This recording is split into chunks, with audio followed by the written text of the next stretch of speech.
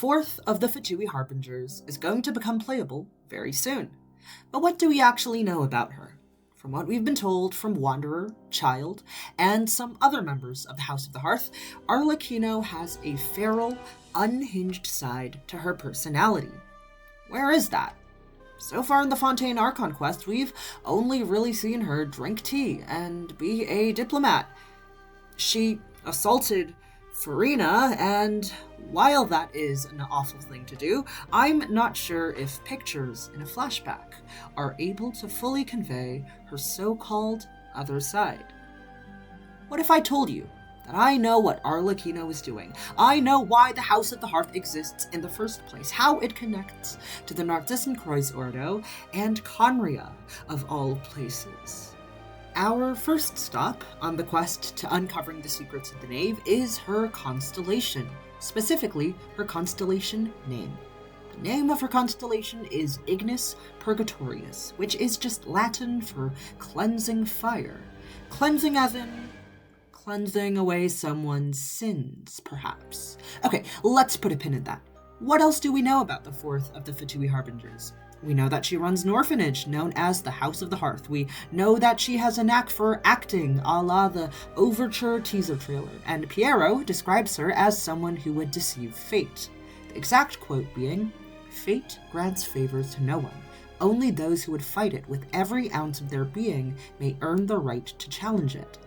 That last point is extremely interesting. From the imagery of her constellation having ties to cleansing, to Piero stating that she would duke it out with fate itself, to her being involved in the Fontaine story quest where Perinheri deceived the heavenly principles and Nouvelette cleansed Fontainians of their sins. What if Arlecchino is doing the exact same thing, just on a bigger scale?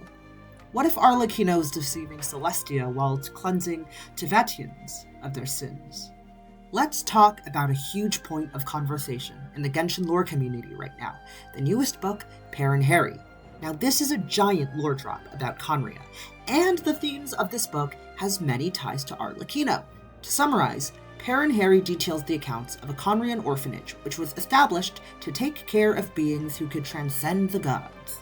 None came, however, and the orphanage became one which took care of Khaenri'ah children as well as those who wandered in from outside. The most notable of these children was Perinheri, who was tasked to crawl in a small tunnel one day to meet some strange adults who asked him if he was dead. Eventually, Perinheri was forced to admit that he was dead, and then he hallucinated a crimson moon, which turned into a horrific, titanic eye. These adults said to him, "You have traversed the fire of two worlds within the hearth, and here you are reborn." This is where the first volume ends. The second and final volume details Perinheri's friend Heleabrant, who fell in love with a girl from outside the kingdom who called herself Angela. Supposedly, she came from a land destroyed by Deus Ori, or Rex Lapis, and her god died. However, she would soon be revealed as a trickster, as she convinced Heleabrant to leave the nation of Khaenri'ah. By this time, Perinheri was already suspicious of Angela, so he followed Heleabrant and Angela only to see that Heleabrant, the moment he stepped outside Khaenri'ah's borders, was turned into a beast. Angela explains to Perinheri that Heleabrant was the descendant of those who betrayed their gods, and so Heleabrant was afflicted with the curse. However, Perinheri did not turn into a beast because he was not from Khaenri'ah. As for Angela, she reveals herself to Perinheri and says, "I am freedom, that which has broken free of fate." This is what Heleabrant sought in agony, but that which is now yours for the taking. So, yeah, Perinheri. I skipped out on some of the finer details of the book, but you can do some further reading if you so choose. I highly recommend it. But from this book, what parts of Perinheri can we thematically connect to the Knave? I don't think Arlecchino is any of the characters in Perinheri, but I think that the book is just a little appetizer for what's to come.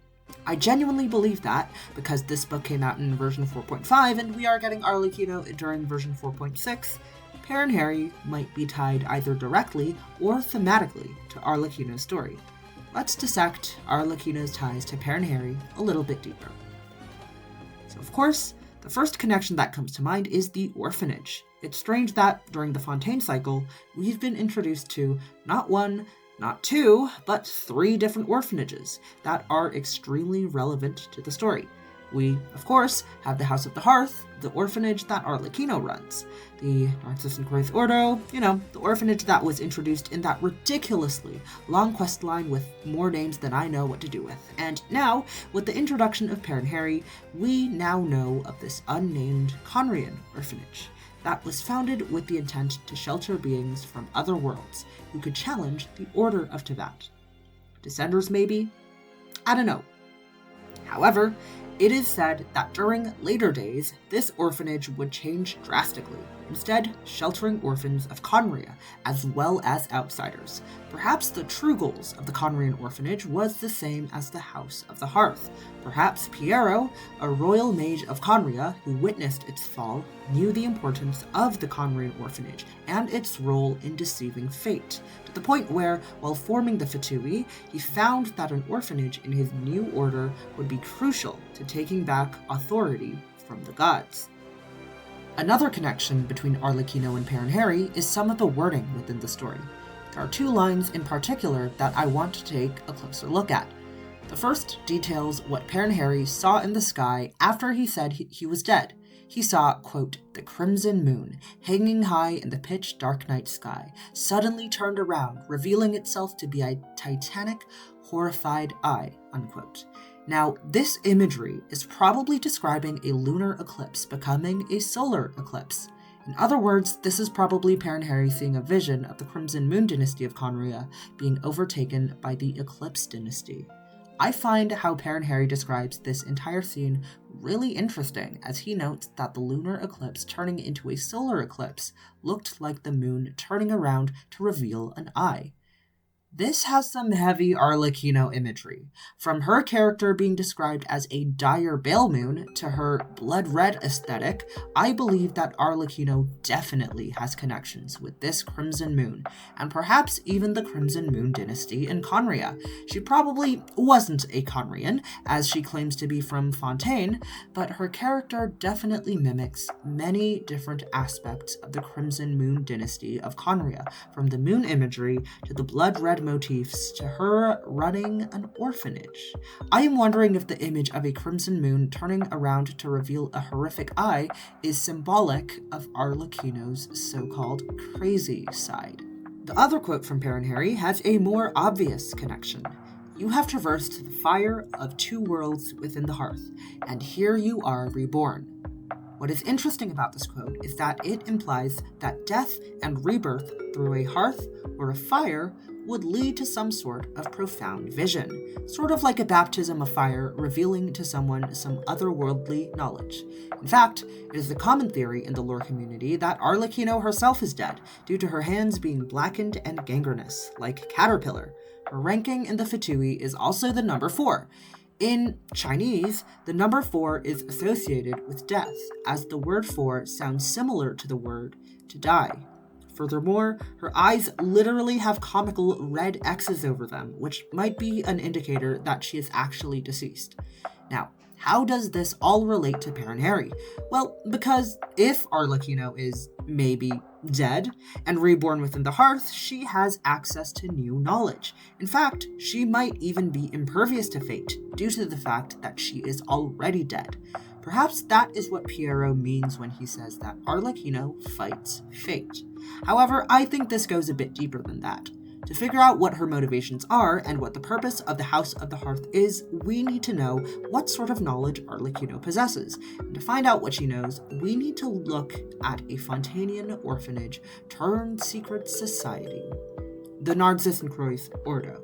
The Narcissenkreuz plotline was a wild one, with Alice in Wonderland references, talking animals, separation of mind and body, and the merging of souls. Without recapping the entire questline, the Narcissenkreuz story revolves around a person named Renee, who wished to save the people of Fontaine after discovering the world formula, a mathematical equation for when the apocalypse would come for certain civilizations. He started dabbling in the mysteries of the world and figured out how to enhance humans, extract parts of a human persona, and how to merge consciousnesses with other beings.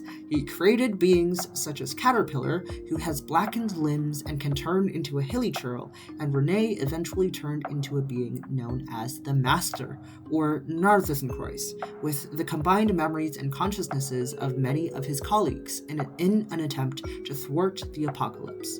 On the surface, the Narcissenkreuz Ordo has zero connections to the Fatui, save for the Anne is Sandrone theories floating around, but we're talking about this in an Arlecchino video. Why is that? Well, take a look at all the orphanages we have talked about so far. The Khaenri'ah Orphanage, the Narcissenkreuz Institute turned Narcissenkreuz Ordo, and the House of the Hearth. What do each of them have in common? The theme of death and rebirth comes to mind. The lingo of the Khaenri'ah Orphanage has direct ties to being reborn in a hearth, and the Narcissenkreuz Ordo was all about extracting consciousnesses, creating beings, and dissolving people's wills. Arlecchino has many symbols of death surrounding her and might be dead herself. Additionally, all three of the orphanages have dealt with the theme of deceiving or preventing fate. The Narcissenkreuz Ordo wished to stop the apocalypse, as foretold by the world formula. The Khaenri'ah Orphanage in Perinheri started off with the intent of housing individuals who could transcend the gods. The House of the Hearth was invested in preventing the Fontainian prophecy. This got me thinking. Orphanages and fate. 2 instances would be a coincidence, but 3 is a pattern. We have 3 instances in the game where orphanages specifically were connected to meddling with fate. Why in the world would an orphanage be an important asset to meddle with fate, though? Well, as seen in Perinheri and in the Fontaine Archon quest, the sins of one's ancestors are present in all of their children. In Perinheri, Haleabrant was turned into a beast because his ancestors betrayed their god. In Fontaine, all Fontainians are considered sinful because Egeria bestowed humanity upon them generations ago. It is the children, time and time again, that have been punished for the original sins of their ancestors. The children, innocent, having done nothing wrong, are forced to deal with the consequences of people generations past sinning in one way or another.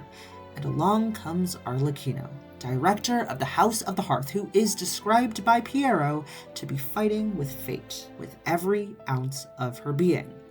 I posit that the real intent of the House of the Hearth is to take in people who have been cursed by the gods and cleanse them of their sins.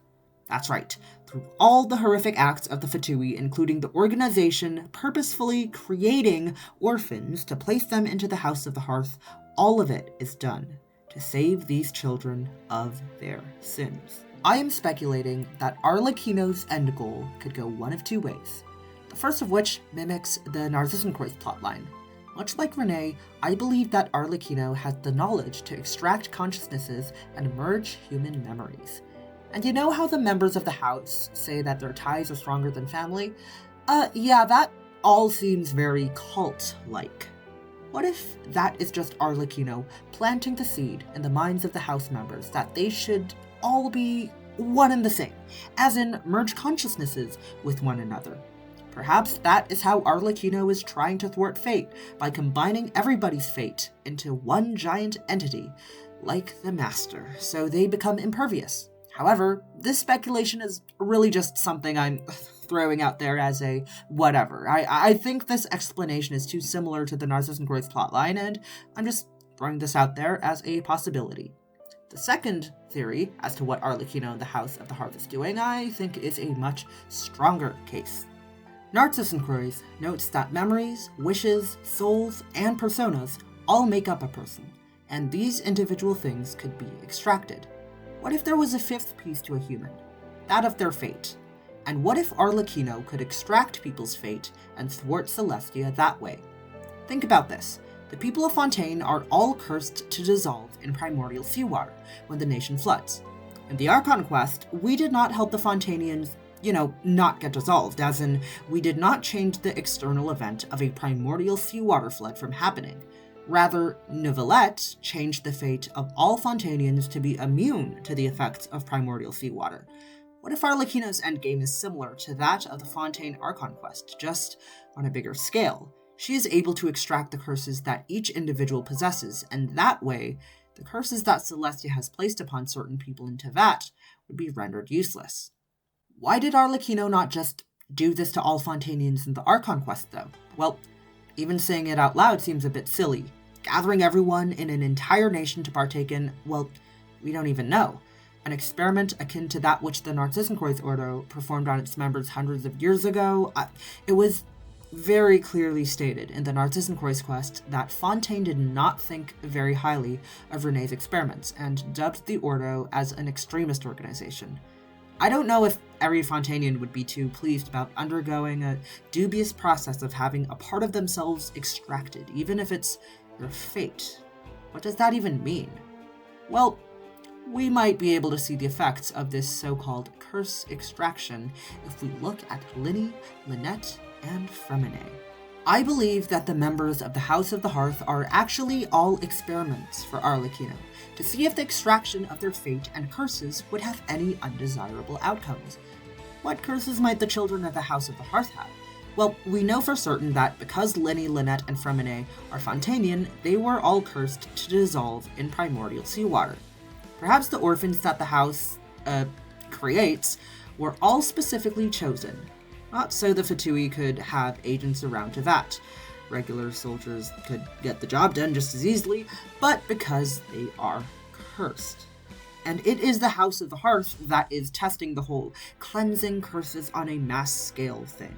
With the 3 Fontaine House of the Hearth siblings we have, sure, we have no proof that a cleansing ritual ever took place for them, but hear me out. You know how Lynette acts like a robot all the time, saying things like entering standby mode and all that? And how Perinheri acts extremely introverted and gets along better with mechanized companions such as Per. Well, perhaps in our theoretical cleansing process where Lyney, Lynette, and Perinheri were cleansed of their sins, Lyney came out fine, but Lynette and Perinheri lost a portion of their personality. What if the connections that Lynette and Perinheri have to machines is a deliberate ploy by the Fatui to cover up the fact that they have messed up somewhere along the cleansing process? We know that Narcissenkreuz's trials to create neo-humans were tenuous at best. Rene was able to heal Jacob and grant him powers, but also created Carter, who was at one point simply a mass of collapsing and regrowing tissue samples. My point is that these trials to deceive fate are extremely messy. So to sum it all up, Arlecchino and the House of the Hearth are thematically tied to 2 other orphanages, the Khaenri'ah orphanage as well as the Narcissenkreuz Ordo. You can thus surmise that Arlecchino, through all the imagery of her deceiving fate and cleansing sins, is actually using the House of the Hearth to gather cursed children so she can cleanse them of their sins. Some of these trials, we can assume, went well, and others result in a loss of personality, such as Lynette or Perinheri. Oh man, that was a lot, and not even scratching the surface of who Arlecchino is or might be. While researching for this video, I gathered some evidence to suggest that perhaps Arlecchino was present in Khaenri'ah during its fall, but I couldn't use that for this video. Perhaps another time. All I know is that the 4th of the Fatui Harbingers definitely has more going on with her than we all initially thought.